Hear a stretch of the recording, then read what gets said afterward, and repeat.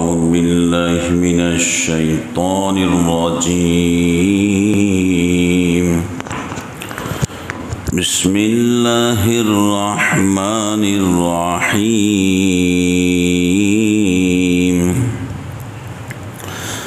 وَإِذَا بَدَّلْنَا آيَةً مَكَانَ آيَةٍ وَاللَّهُ أَعْلَمُ بِمَا يُنَزِّلُ قَالُوا إِنَّمَا أَنْتَ مُفْتَرٍ بَلْ أَكْثَرُهُمْ لَا يَعْلَمُونَ. اور جب ہم بدلتے ہیں ایک آیت کی جگہ دوسری آیت، اللہ خوب جانتا ہے جو اتارتا ہے، تو کہتے ہیں تو بنا لاتا ہے یہ بات نہیں، پر اکثروں کو ان میں خبر نہیں. قُلْ نَزَّلَهُ رُوحُ الْقُدُسِ مِنْ رَبِّكَ بِالْحَقِّ لِيُثَبِّتَ الَّذِينَ آمَنُوا وَهُدًى وَبُشْرَى لِلْمُسْلِمِينَ.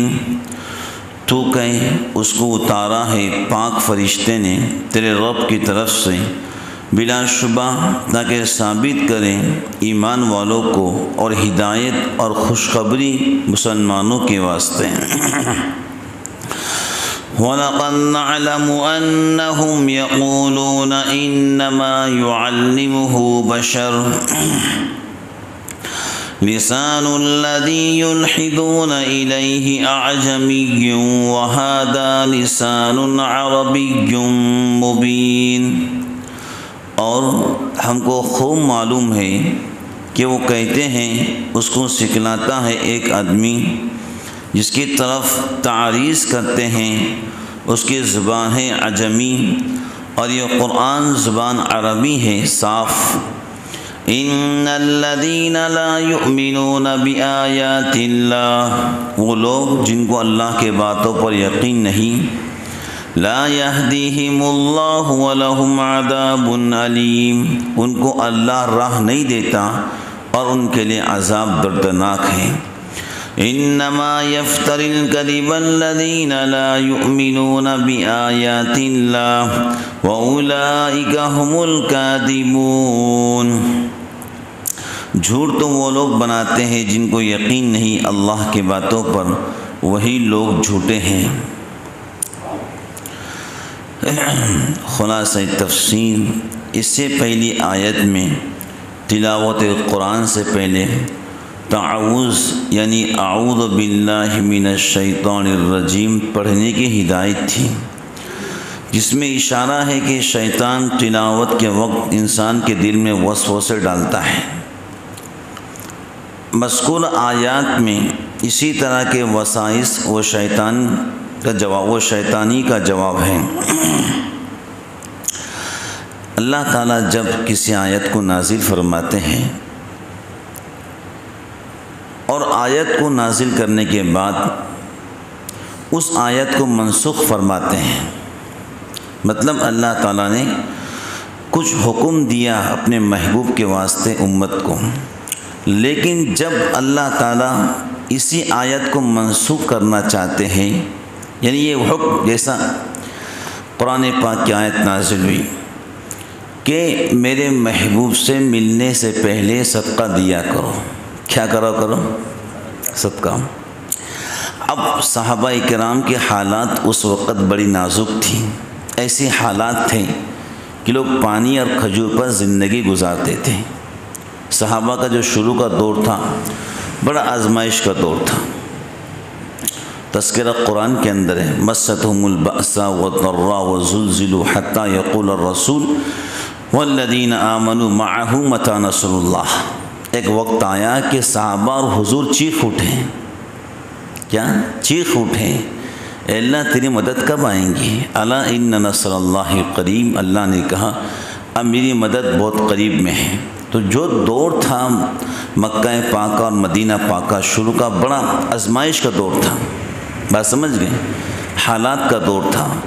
حضور پاک علیہ السلام کے حالات زندگی میں مسلم شریف کی روایت امی جان امی عائشہ فرماتی ہے کہ 2 ماہ تک ہمارے گھر کا چولہا نہیں سلگتا تھا، گھاس نکلتی تھی چولہے کے اندر، یہ حالات تھے۔ تو اس وقت قرآن کا حکم نازل ہوا کہ میرے محبوب سے ملنے سے پہلے صدقہ دیا کرو۔ کیا کرو بولو؟ اب ہر ایک کی بس کی بات نہیں تھی نا، میں نے آپ کو بیک گراؤنڈ بتایا ہو کہ پہلے حالات صحابہ کے کیا تھے۔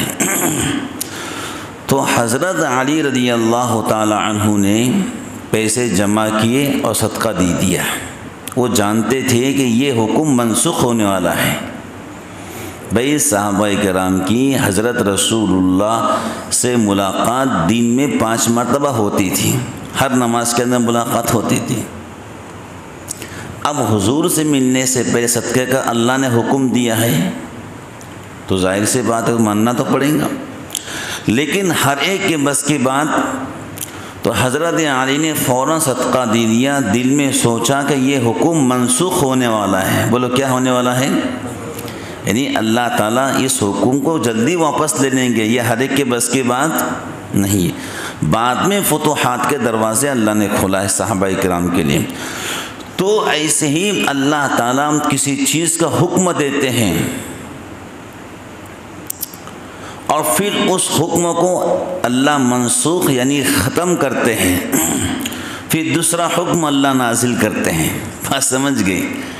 تو مکہ کے مشرکین نے اعتراض کیا، یہ اعتراض کیا کہ اللہ تو عالم الغیب ہے، جب اللہ کو یہی حکم دینا تھا تو پہلے اللہ نے پھر کیوں حکم دیا؟ ارے بات سمجھ رہے ہو؟ پہلے اللہ نے کیوں حکم دیا جب یہ حکم دینا ہی تھا؟ اصل بات یہ ہے کہ اللہ تعالیٰ حکمت کے ساتھ دنیا کے نظام کو چلاتے ہیں۔ بھائی پہلے جس بات کی ضرورت تھی اللہ نے اس کو نازل کر دیا۔ جیسے میں نے آپ کو ایک مثال پیش کی کہ حضور پاک علیہ السلام سے ملنے سے پہلے صدقہ کرنا ہے، ٹھیک ہے؟ بعد میں یہ آیت کا حکم ختم ہو گیا، اللہ نے یہ آیت کو ختم کر دی، یعنی اس کا حکم اٹھا لیا۔ اب صدقہ دینے کی ضرورت جو جب چاہے حضور سے ملاقات کر سکتا ہے، لیکن آداب کے دائرے کے اندر، اونچی آواز سے آپ کے سامنے گفتگو نہیں کر سکتا ہے۔ تو مکہ کے مشرکین کا اعتراض تھا اللہ تو عالم الغیب ہے، جب اللہ کو دوسرا حکم نازل ہی کرنا تھا اور پہلے کو ختم کرنا تھا تو اللہ نے پہلے ہی کیوں نہیں حکم نازل کر دیا؟ اصل بات یہ اللہ تعالیٰ جو ہے دنیا کے نظام کو اپنی حکمت کے مطابق چلاتے ہیں۔ بھئی ایک طبیب ڈاکٹر ہوتا ہے، کسی کو پہلے دوا لکھ کر دیتا ہے، ٹھیک ہے، پھر کہتا ہے دوبارہ تم آنا۔ جب یہ مریض دوبارہ جاتا ہے نا تو ڈاکٹر دوسری دوا لکھ کر دیتا ہے۔ بات سمجھ گئے؟ ڈاکٹر بھی حکمت سے علاج کرتا ہے، پہلے دوا دوسری دیں گا بعد میں دوسری دیں گا۔ تو اللہ تعالیٰ دنیا کا نظام بہت چلاتے حکمتوں کے ساتھ میں۔ اب دیکھو مکہ کے مشرکین نے اعتراض یہ کیا کہ جو کلام حضور سناتے ہیں یہ آسمانی کلام نہیں ہے۔ اگر وہ قرآن پاک کو آسمانی کلام مان لیتے بزرگان دین تو ان کو حضور پاک علیہ السلام کو نبی برحق ماننا پڑتا۔ بات سمجھ گئے؟ تو وہ قرآن پاک کو آسمانی کلام نہیں کہتے، وہ یہ کہتے تھے کہ قرآن پاک جو ہے حضور پاک علیہ السلام اپنی طرف سے بناتے ہیں، یا پھر کسی عاجمی سے سن کر وہ بات پیش کرتے ہیں، کسی عاجمی سے سن کر۔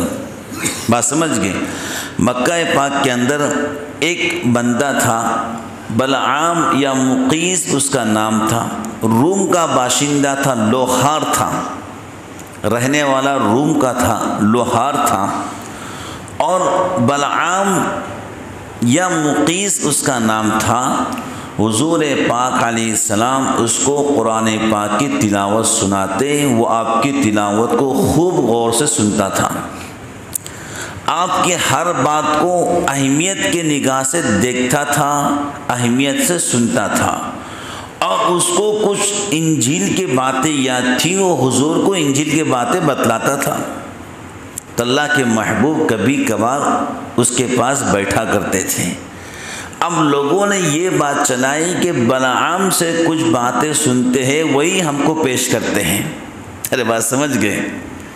حالانکہ بلعام عجمی ہے اور قرآن نازل بولو قائمی ہوا عربی زبان کے اندر، جبکہ عرب کے لوگ بھی قرآن پاک کی فصاحت و بلاغت کو مانتے تھے۔ ارے بات سمجھ رہے ہیں؟ قرآن نازل عربی کے اندر ہوا، بلعام یا مقیس روم کا باشندہ عجمی۔ اب بتائیے عجمی بندہ کیا عربی زبان کی آیتیں اپنے دل سے بنا سکتا ہے؟ بھئی چلو آج ہم ہندی بولتے ہیں، کیا ہم اپنے دل سے عربی بول سکتے ہیں؟ کیا ابھی عام آدمی عربی بول سکتا ہے کیا؟ بولو مجھے۔ ایسا بلعام یا مقیس عام انسان تھا، عجمی تھا، کیا وہ عربی زبان بول سکتا تھا؟ نہیں۔ تو مکہ کے مشرکین نے یہ اعتراض کیا کہ حضور اس سے باتیں سیکھتے ہیں اور احکام کو بدلتے ہیں، حالانکہ یہ سراسر جھوٹ اور آپ پر ایک الزام تھا۔ بات سمجھ گئے؟ تو اللہ تعالیٰ نے ان سے یہ کہا کہ بھائی تم یہ کہتے ہو کہ بلعام یا مقیس کی باتیں سن کر حضور ہم کو کلام پیش کرتے ہیں، چلو ٹھیک ہے، تم ہی اور پورا عرب مل کر جیسا قرآن ہم نازل کرتے ہیں ایسی ایک آیت بنا کر پیش کرو۔ جی بھئی قرآن پاک کی ایک آیت بنانے سے پورا عرب عاجز ہو گیا، حالانکہ وہ جتنا چاہے مال خرچ کرنے تیار تھے حضور پاک علیہ السلام کے مقابلے کے اندر، جتنا چاہیں۔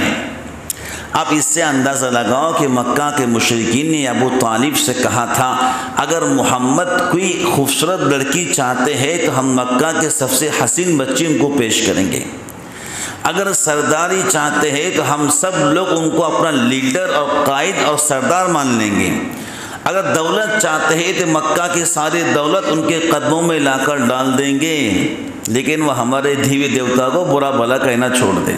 بات سمجھ گئے؟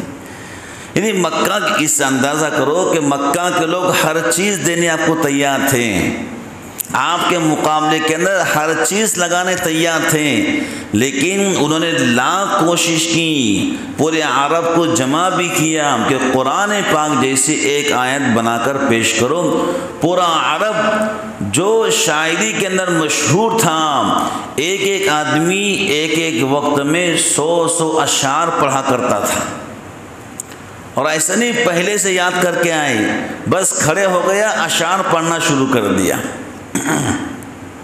یعنی ان کے پاس فصاحت و بلاغت اتنی زیادہ تھی، لیکن اس کے باوجود قرآن پاک کی ایک آیت بھی 1450 سال کے اندر کوئی ملک کلال پیدا نہیں ہوا جس نے قرآن جیسے ایک آیت بنائی ہو۔ ہاں جو قرآن پاک کے مقابلے کے اندر آیا وہ دین دنیا دونوں اس کی خراب ہو گئی، یہ بات تو یقینی ہے، لیکن قرآن پاک جیسی ایک آیت 1450 سال کے اندر کوئی پیدا نہیں ہوا کہ ایسی ایک آیت بنا کر پیش کرے۔ بات سمجھ گئے؟ تو جب بلعام یا مقیس بزرگان دین عجمی تھا تو وہ عربی کلام کیسے پیش کر سکتا ہے؟ یہ بے ڈھنگا الزام کہتے ہیں۔ تو حضور پاک علیہ السلام پر یہ الزام لگا، لیکن اللہ تعالیٰ نے چیلنج کیا کہ پورا عرب مل کر ایک آیت بنا کر پیش کرو۔ تم کہتے ہیں نا بلعام یا مقیس کی باتیں سن کر کلام پیش کرتے ہیں، چلو بلعام تو اکیلا ہے، وہ عجمی ہے، تم پورا عرب مل کر ایک آیت بنا کر پیش کرو۔ جبکہ حضور پاک علیہ السلام پر قرآن روز نازل ہوتا تھا، تواتر کے ساتھ مسلسل، جیسے ضرورت پڑتی تھی وقتاً فوقتاً جبرائیل امین کے ذریعے آپ کے قلب اطہر پر قرآن کریم روز نازل ہوا کرتا تھا۔ ذخیرہ معلومات میں لکھا ہے کہ جبرائیل امین 23 سالہ حضور کے نبوت عرصے کے اندر، آپ کو 23 سالہ نبوت کا عرصہ ملا ہے، سب سے مختصر ملا ہے، تو اس نبوت والے عرصے میں 24,000 مرتبہ اللہ کا پیغام لے کر آپ کے پاس آئے۔ ذخیرہ معلومات میں لکھا ہے، میں نے حوالہ دیا کتاب کا۔ 23 سالہ نبوت والی زندگی میں جبرائیل 24,000 مرتبہ آپ کے پاس آیا ہے، تو اندازہ کرو جبرائیل کتنی مرتبہ آپ کے پاس آیا ہوگا۔ مسلسل آپ کے پاس قرآن پڑھ کے وقتاً فوقتاً جیسی آیت کی ضرورت پڑتی اللہ تعالیٰ جبرائیل امین کو بھیجا کرتے تھے۔ سفیر الانبیاء جبرائیل امین، اور آپ کو قرآن پاک کی آیتیں لا کر بتلاتے، اب اللہ کا حکم یہ ہے، اب اللہ کا حکم۔ دیکھو ایک بندہ وہ ہے جس نے 40 سال تک کہیں شاگردگی حاصل نہیں کی۔ حضور پاک علیہ السلام نے اپنی لائف اور زندگی میں کسی کو معلم نہیں بنایا، بات سمجھ گئے؟ 40 سال تک کسی سے علم نہیں سیکھا، کسی کے پاس زانو تلمذ نہیں کیا، کسی کے پاس جا کر بیٹھے نہیں، اور وہی شخص، وہی نبی اور رسول جو 40 سال کے بعد اچانک علم کا سمندر بہائے، آپ اسے کیا کہہ سکتے ہیں؟ بس آپ ان کو یہی کہہ سکتے ہیں کہ آپ نبی برحق ہیں۔ 40 سال کے بعد ایسا علم دنیا کو دیا کہ دنیا کی آنکھیں پھٹی کی پھٹی رہ گئی۔ ہاں، آج انہی کے قدموں کا صدقہ ہے جو علم دنیا کے اندر چل رہا ہے۔ 40 سال کے بعد ایسا علم کا دریا بہایا کہ پورا عرب ششدر رہ گیا، بات سمجھ گئے؟ قرآن پاک کی ایسی فصاحت و بلاغت کی آیتیں پیش کی، عرب کی آنکھیں پھٹی کی پھٹی رہ گی۔ تو یہ آپ کی نبی برحق ہونے کی بہت بڑی دلیل ہے کہ 40 سال تک کہیں پڑھا نہیں، لیکن اچانک علم کے دریا کو بہایا اپنے قلب اثر سے اور اپنی مبارک زبان سے، تو یہ آپ کی نبی برحق ہونے کی دلیل ہے۔ اور آپ کے معلم اللہ رب العالمین، اور آپ کے مرشد حقیقی اللہ رب العالمین، بات سمجھ گئے؟ تو بزرگان دین جو عرب نے چیلنج کیا تھا اس کا جواب دیا گیا۔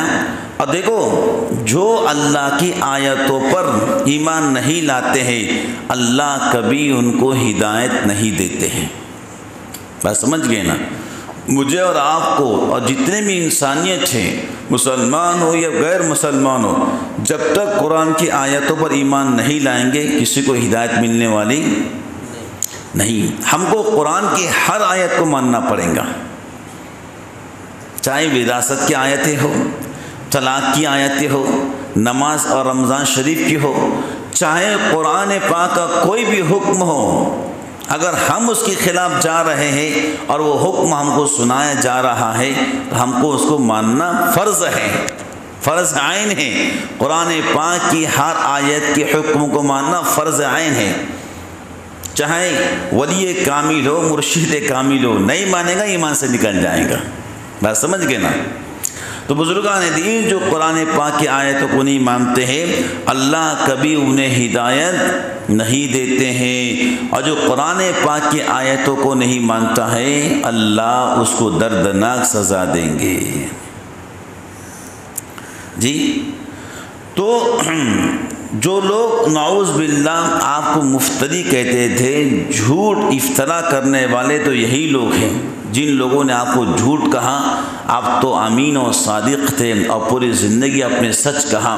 یہ مکہ کے لوگوں کو بھی اعتراف تھا کہ نبوت ملنے سے پہلے کبھی کسی نے آپ کو جھوٹ بولتے ہوئے نہیں سنا۔ مکہ کے لوگ محمد بولنا چھوڑ دیے تھے، امین اور صادق آپ کو بولا کرتے تھے۔ امین امانت میں ایمانداری کرنے والا، صادق اپنی زبان سے سچائی بولنے والا۔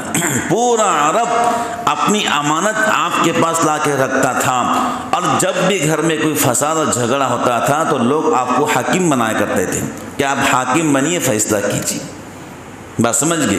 مکہ کے لوگوں کو آپ کی ذات پر اتنا یقین تھا، جس وقت حجر اسود رکھنے کی بات آئی لوگوں نے تلواریں نکال لی کہ ہم حجر اسود ہمارے خاندان کے لوگ وہاں پر رکھیں گے۔